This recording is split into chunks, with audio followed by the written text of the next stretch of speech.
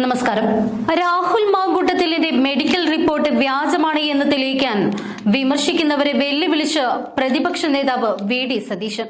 പ്രതിഷേധ സമരങ്ങളെ അടിച്ചമർത്താൻ നോക്കിയാൽ ശക്തമായി തിരിച്ചടിക്കുമെന്നും സതീശൻ പറഞ്ഞു. പോലീസിനെ ഉപയോഗിച്ച് ഭയപ്പെടുത്താനാണ് സർക്കാരിന്റെ ശ്രമം. സ്റ്റാലിനിസ്റ്റ് നയം നടപ്പാക്കാനാണ് സർക്കാർ ശ്രമിക്കുന്നത്. സെക്ഷൻ 333 രാഹുലിനെ ചുമത്തിയിരിക്കുന്നത്.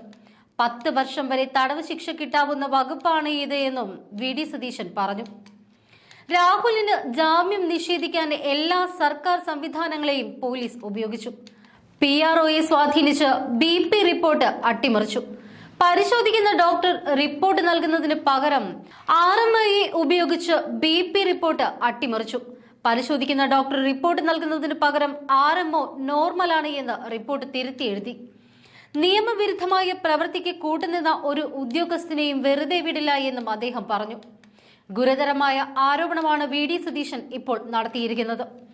ഇക്കാര്യം കോടതിയിൽ വാദമായി ഉയർത്താൻ തന്നെയാണ് നീക്കം. മാങ്കൂട്ടത്തിനെതിരെ വ്യാജ ആരോപണം ഉന്നയിക്കുന്നവർക്കെതിരെ നിയമ നടപടിയും എടുക്കും. രാഹുലിനെതിരെ MV ഗോവിന്ദൻ നടത്തിയ പരാമർശം ആ പദവിയിലിരിക്കുന്ന ഒരാൾക്ക് ചേർന്നതല്ല. മൂന്നാംകിട നേതാക്കൾ നടത്തുന്ന പരാമർശമാണത്. അദ്ദേഹം CPM സംസ്ഥാന സെക്രട്ടറി സ്ഥാനത്തിന്റെ വില കളഞ്ഞു. അദ്ദേഹത്തിനെതിരെ നിയമ നടപടി സ്വീകരിക്കും. ആഭ്യന്തര വകുപ്പിന്റെ ചുമതലയുള്ള മുഖ്യമന്ത്രി പരസ്യമായി കലാപാഹ്വാനം നടത്തുകയാണ്. അതിന്റെ തുടർച്ചയാണ് ഇതെല്ലാം. ഇതിനെല്ലാം മറുപടി പറയിക്കും.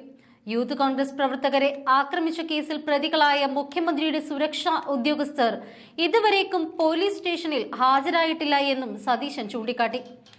ഈ സർക്കാർ അധികാരം ദുരുപയോഗം ചെയ്യുന്നതിൽ ആഹ്ലാദിക്കുകയാണ് എന്ന് സതീശൻ പറഞ്ഞു.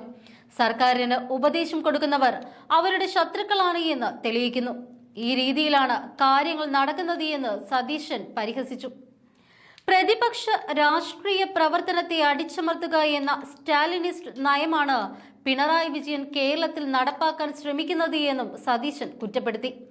നിയമവിരുദ്ധമായിട്ടാണ് ഈ സർക്കാർ കാര്യങ്ങളെല്ലാം ചെയ്യുന്നത്. എന്നിട്ടാണ് പാർട്ടി സംസ്ഥാന സെക്രട്ടറി വ്യാജ സർട്ടിഫിക്കറ്റാണ് രാഹുൽ ഹാജരാക്കിയത് എന്ന ആക്ഷേപം ഉന്നയിച്ചിരിക്കുന്നത്.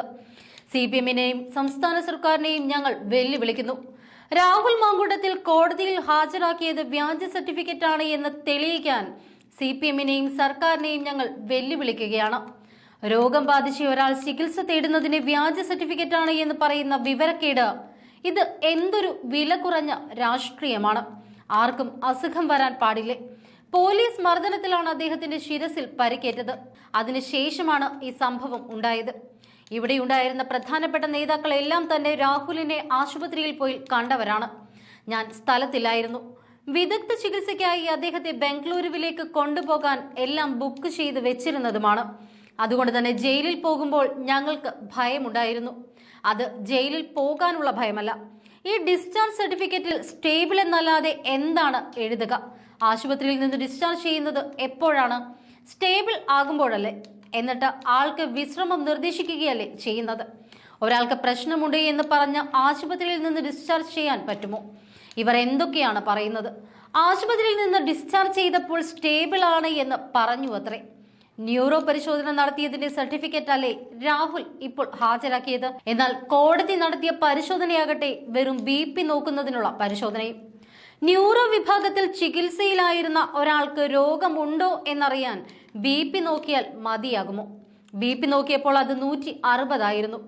ഇക്കാര്യം എഴുതാനായി ഡോക്ടർ പോയപ്പോൾ ജനറൽ ആശുപത്രിയിലെ RMOയെ സ്വാധീനിച്ച് കുറെ കൂടി കഴിഞ്ഞിട്ടെടുത്താൽ മതി എന്ന് പറഞ്ഞു. അതോടെ BP 150 ആയി. അങ്ങനെ നോർമലാണ് എന്ന് RMO എഴുതി വെച്ചു. ഇവരെല്ലാം ഇതിന് കൂട്ടുനിൽക്കുകയാണ് ചെയ്യുന്നത്. യൂത്ത് കോൺഗ്രസ് അധ്യക്ഷനെ ജയിലിൽ അടയ്ക്കാനുള്ള ശ്രമങ്ങളായിരുന്നു ഇതെല്ലാം. ഇതിനിടെ കന്റോൺമെന്റ് SHOയെ ഉപയോഗിച്ചുള്ള അഭ്യാസങ്ങൾ വേറെയും. RMOയെ വരെ സ്വാധീനിച്ച് മെഡിക്കൽ സർട്ടിഫിക്കറ്റ് വ്യാജമായി ഉണ്ടാക്കി. അതാണ് വ്യാജ സർട്ടിഫിക്കറ്റ്, അല്ലാതെ രാഹുൽ ഹാജരാക്കിയതല്ല എന്ന് സതീശൻ പറയുന്നു. സമരവും പ്രക്ഷോഭവും നടത്തിയാൽ അറസ്റ്റിലായി ജയിലിൽ കിടക്കേണ്ടി വരുമെന്നും അതിനെ നേരിടാൻ നല്ല ആർജവമാണ് വേണ്ടത് എന്നും MV ഗോവിന്ദൻ ഇന്നലെ പറയുകയുണ്ടായി. അറസ്റ്റ് ചെയ്തപ്പോൾ രക്തം കട്ടപിടിക്കുന്ന അസുഖമുണ്ട് എന്ന വ്യാജ സർട്ടിഫിക്കറ്റ് ഹാജരാക്കിയാണ് രാഹുൽ ജാമ്യത്തിന് ശ്രമിച്ചത് അത്രേ. കോടതി പരിശോധനയ്ക്ക് അയച്ചപ്പോൾ ഒരു രോഗവും കണ്ടെത്താൻ കഴിഞ്ഞില്ല എന്നും ഇയാൾ യൂത്ത് കോൺഗ്രസ് പ്രസിഡന്റ് ആയത് തന്നെ കൃത്രിമ മാർഗത്തിലൂടെയാണ് എന്നുമൊക്കെയായിരുന്നു ഗോവിന്ദന്റെ ഭാഷ്യം. ഈ ഭരണകാലത്തെ SFI നേതാക്കളെയും പോലീസ് വീട്ടിൽ നിന്നും പിടിച്ചു കൊണ്ടുപോയിട്ടുണ്ടത്രേ. സമരവും പ്രക്ഷോഭവും എന്നൊക്കെ പറയുമ്പോൾ ഇതൊക്കെ സ്വാഭാവികമാണ് എന്നും ഗോവിന്ദൻ പറയുകയുണ്ടായി. ഇതിനെതിരെ രൂക്ഷ വിമർശനങ്ങളാണ് ഇപ്പോൾ ഉയർന്നു വന്നുകൊണ്ടിരിക്കുന്നത്.